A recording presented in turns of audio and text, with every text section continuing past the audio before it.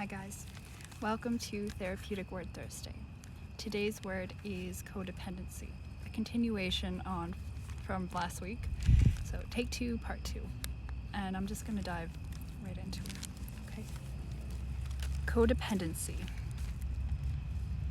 exhibits low self-esteem, which in turn 99% of the time they will look outside of themselves. Sorry, when I say they, that means the person who is exhibiting codependent behaviors. They will look outside of themselves and turn to other things and people for comfort.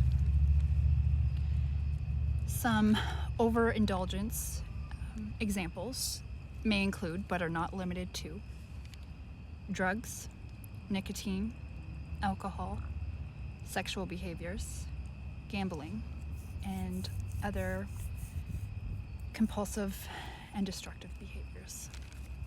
I also have some examples of codependent behaviors: chronic anger, lying, dishonesty, poor communication skills, and difficulty making decisions. Again, it may include, but it is not limited to.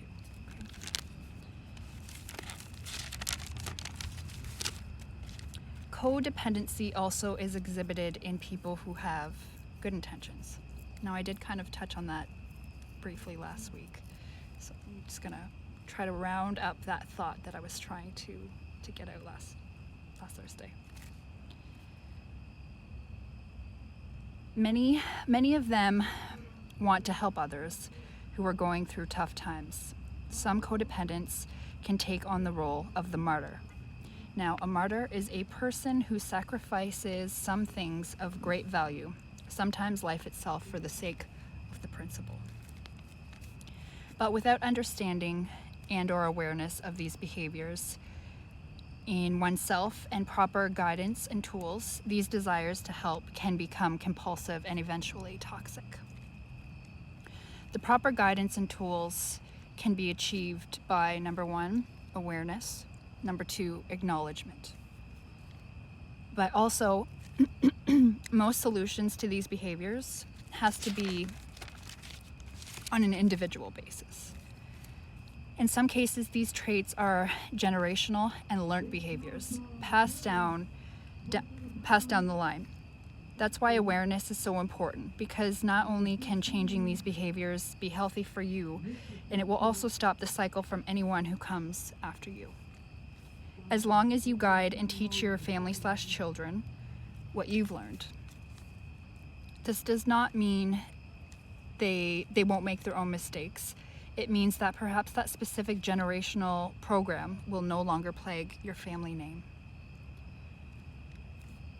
Because you are now going to be teaching new techniques and thought patterns so that they can cope and recognize when others may have these traits and what to do when this happens. Some examples of codependency with positive intentions may include a parent making excuses for a truant child. Truant is a student or child who stays away from school without leave or explanation. Another example is a spouse covering for their alcoholic husband or wife. A parent who formulates a plan so that the child avoids the consequences of negative behavior. Even though on the outside it looks like, they are protecting that other person, again, the positive intention, but really, when you look deep, you deep dive into it, that's not the case. You're actually enabling, right? So last week I was talking about the taker and the enabler. It's quite toxic and destructive.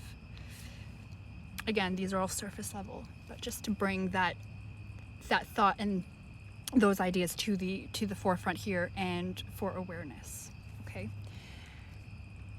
And I'm going to conclude by saying, helping people is always good, but how we help people and our intentions behind the help that we provide are essential factors to consider. I love you, and I will see you again for Mindset Monday.